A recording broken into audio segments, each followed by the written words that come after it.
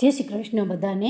આજે આપણે બનાવીશું હેલ્ધી બાજરીના લોટમાંથી બનતા ઢોકળા બનાવીશું। અને તમે જોઈ શકો છો એક ચપ્પુ નાખવાથી જ આખા ઢોકળા જે મેં તૈયાર કરીને રાખ્યા છે એ એકદમ નીકળી જાય છે અને એકદમ સરસ સોફ્ટ પોચા અને જાળીદાર આ મારા ઢોકળા સરસ તૈયાર થઈ ગયા છે।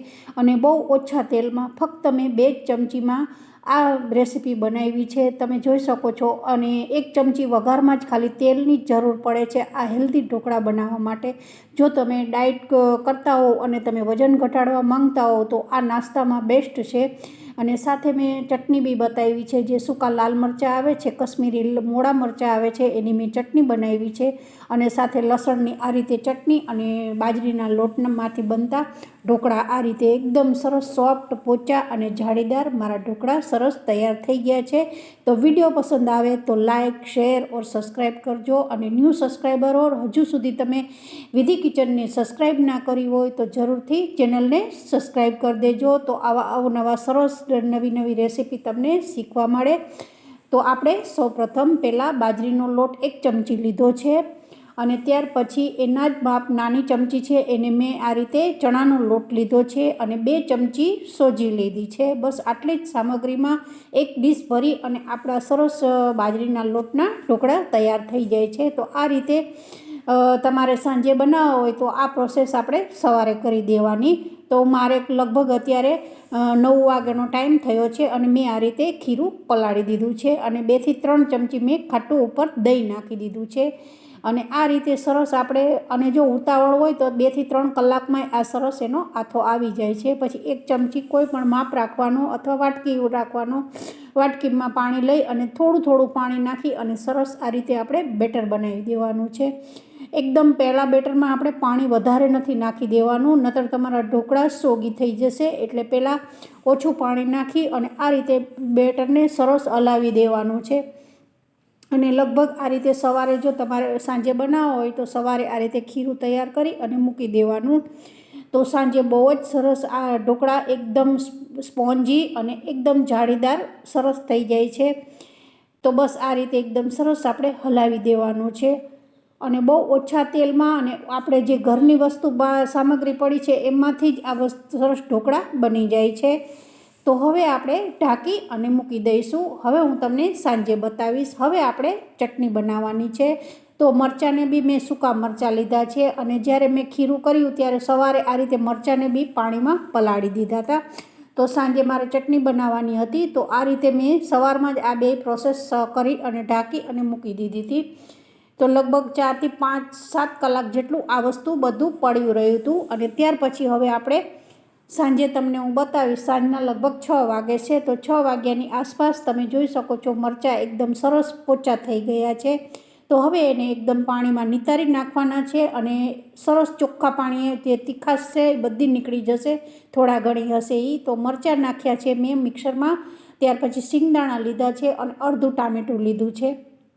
આ ચટણી બહુ ઢોકળામાં મસ્ત લાગે છે, તો જરૂરથી તમે બનાવજો। અને ઢોકળા ના બનાવ્યા હોય તો બી તમે આ ચટણી બનાવી અને ફ્રીજમાં મૂકશો અને જમવા બેસો ત્યારે આ રીતે ખાશો તો બહુ સરસ થાય છે।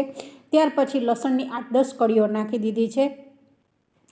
હવે આપણે આ વસ્તુને પીસી લેવાની છે। તમે જોઈ શકો છો થોડુંક મેં દરદરું રાખ્યું છે। જે સિંગદાણા છે એ સરસ આમ થોડા મોટા રાખ્યા છે, તો આપણે ખાઈશું તો મોઢામાં એકદમ સરસ ક્રિસ્પી ટેસ્ટ આવે છે। તો હવે આપણે ચટણીને વઘારી દેવાની છે અને ચટણીમાં બી મેં 1 જ ચમચી તેલ નાખ્યું છે, થોડીક રાઈ નાખી છે।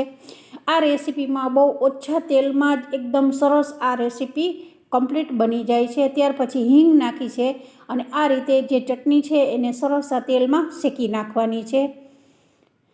આ ચટણી 8 થી 10 દિવસ સુધી ફ્રીજમાં કશું થતું નથી। અમે તો લગભગ આ ચટણી બનાવી, હું તો ડબ્બો ભરી અને ફ્રીજમાં રાખું જ છું, કારણ કે મારા હસબન્ડને આ ચટણી બહુ ભાવે છે અને મરચાં અને ચટણી બહુ ભાવે છે, એટલે મારે આ વસ્તુ બનાવી અને રાખવી જ પડે છે। અને તમે કોઈ પણ રેસીપી ચટણી બનેલી હશે તો તમે રેસીપી બનાવી અને ફટાફટ આ રીતે ખાઈ શકશો। તો ત્યાર પછી મેં આ રીતે મીઠું નાખી દીધું છે ઉપર અને સરસ તેલમાં સાતળી દેવાની છે। આ ચટણી બહુ જ સરસ થાય છે અને આ ચટણી જામનગરના જે ઘૂઘરા આવે છે એમાં બી આ ચટણીનો ઉપયોગ થાય છે। બસ અને થોડુંક આપણે ઉપર આમ તેલ આવી જાય ત્યાં સુધી ચટણીને થવા દેવાની છે. અને હવે હું તમને મારું ખીરું બતાવીશ.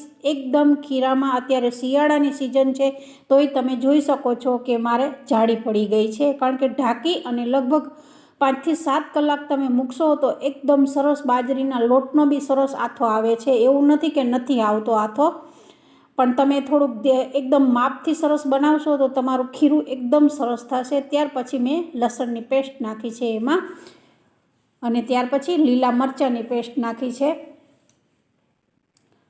હવે આપણે આમાં પાણી જોઈને નાખવાનું છે, બહુ પાણી ઝાઝું નથી નાખવાનું. ત્યાર પછી મેં મીઠું નાખ્યું છે, હળદર નાખી છે, રૂટિંગ મસાલા છે જે આપણે સબ્જીમાં નાખતા હોય એ જ મસાલા, ધાણા જીરું, મરચું પાવડર, હળદી અને આટલી બસ 4 થી 5 જ મસાલા મેં નાખ્યા છે. અને પછી ખૂબ જે આ બેટર છે એને ફેટવાનું છે. જેટલું ફેટશો એટલા જ તમારા ઢોકળા સ્પોન્જી અને રૂ જેવા થશે. તો લગભગ 2 મિનિટ સુધી આ રીતે સતત આપણે ફેટવાનું છે.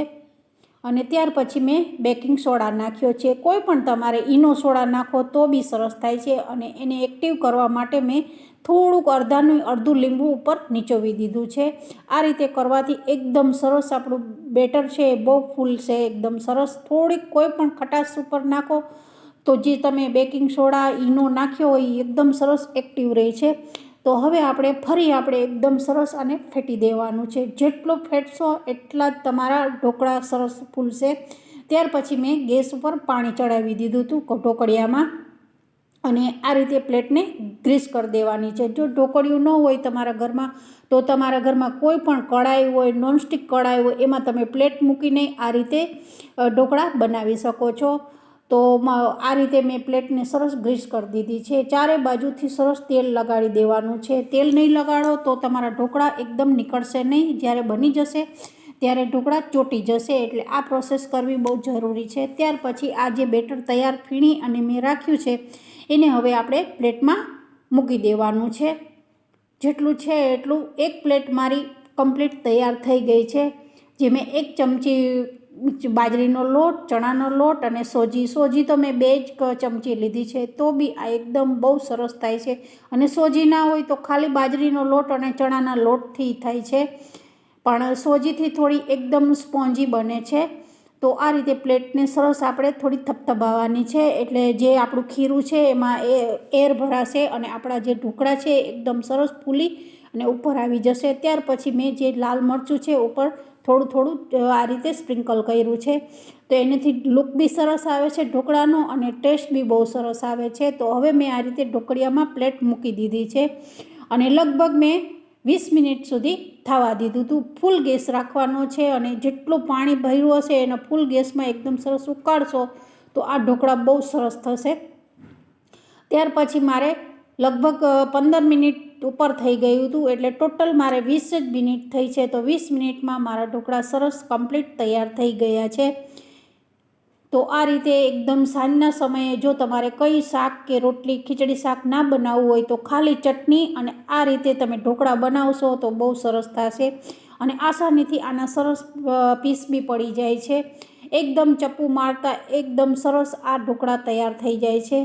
અને આ ઢોકળા મેં એકદમ હેલ્ધી બનાવ્યા છે. બધી વસ્તુ આપણા ઘરમાં જ હોય જ છે અત્યારના સમયમાં. તો જરૂરથી ટ્રાય કરજો અને મારી ચેનલને સબસ્ક્રાઈબ કરજો. તો તમને આવી નવી રેસીપી એકદમ સરસ બનાવવામાં બી હેલ્પફુલ રહે. તો આ રીતે મેં સરસ બધા પીસો પાડી દીધા છે અને આસાનીથી તમે ચપ્પુ મારતા જ એકદમ સ્પોન્જી મારા ઢોકળા બની ગયા છે. અને અત્યારે તો શિયાળાની સિઝન છે તો બાજરીનો લોટ તો બધાના ઘરમાં હોય જ છે. આપણે એવું નહીં કે ખાલી રોજ બાજરીના રોટલા જ ખાવાના, પણ બાજરીના લોટમાંથી ઘણી બધી રેસીપી બની જાય છે. તો જરૂરથી ટ્રાય કરજો આ રેસીપીને. હવે આપણે આ પીસ પાડી દીધા છે. હવે હું તમને એક ખાલી ઉંચકીને જ બતાવીશ કે મારા ઢોકળા કેટલા સરસ થયા છે. જો નીચે એકદમ પ્લેટમાં કશું ચોટ્યું નથી અને એકદમ ચીકણા બી બન્યા નથી. નહીતર બાજરી ચીકણી હોય છે તો તમે જો કંઈ ખામી રહી ગઈ હશે તો તમારા ઢોકળા ચીકણા બનશે. પણ તમે જોઈ શકો છો એકદમ સ્પોન્જી અને રૂ જેવા ઢોકળા તૈયાર થઈ ગયા છે. જો આ કેટલા જાળીદાર મારા ઢોકળા સરસ તૈયાર થઈ ગયા છે. તો આ રીતે તમે બનાવશો, બેટર સારું બનાવશો તો જરૂરથી તમારા ઢોકળા સારા જ બનશે. તો હવે આપણે એને થોડોક વઘાર કરીશું આપણે ઉપરથી, કારણ કે હજુ આ તો ઢોકળા આપણા બાકી છે, બન્યા કહેવાય નહીં. આપણે એક જ ચમચી હવે આ ઢોકળાનો ઉપયોગ હું કરીશ. 1 ચમચી મેં ચટણીમાં નાખ્યું હતું તેલ, અને અત્યારે 1 ચમચી મેં વઘાર માટે ઢોકળામાં લીધું છે. તો રાઈ નાખી છે, લીલા મરચાં નાખ્યા છે અને હિંગ નાખી છે, અને ત્યાર પછી તલ નાખ્યા છે. મરચાં અને તલ નાખો ત્યારે ઉપર થોડુંક કોઈ પણ ડીશ ઢાંકી દેવાની અને ગેસ બંધ કરી દેવાનો, અને પછી આપણે આના ઉપર નાખવાનું છે. તો હવે આપણે કમ્પ્લીટ મારા ઢોકળા તૈયાર થઈ ગયા છે. તો હવે એમાં ઉપર હું થોડુંક ટોપરાનું છીણ નાખીશ. જો ઘરમાં હોય તો તમે આ રીતે નાખજો, ના હોય તો બી તમે આ રીતે એકદમ સરસ ઢોકળા જ લાગે છે. પણ મારે પડ્યું હતું એટલે મેં થોડાક ટોપરાનું છીણ નાખ્યું છે, એનાથી એકદમ સરસ ટેસ્ટ આવે છે. તો આ મારી ચટણી બી તૈયાર છે અને ઢોકળા બી તૈયાર થઈ ગયા છે. તો બધાને જય શ્રી કૃષ્ણ.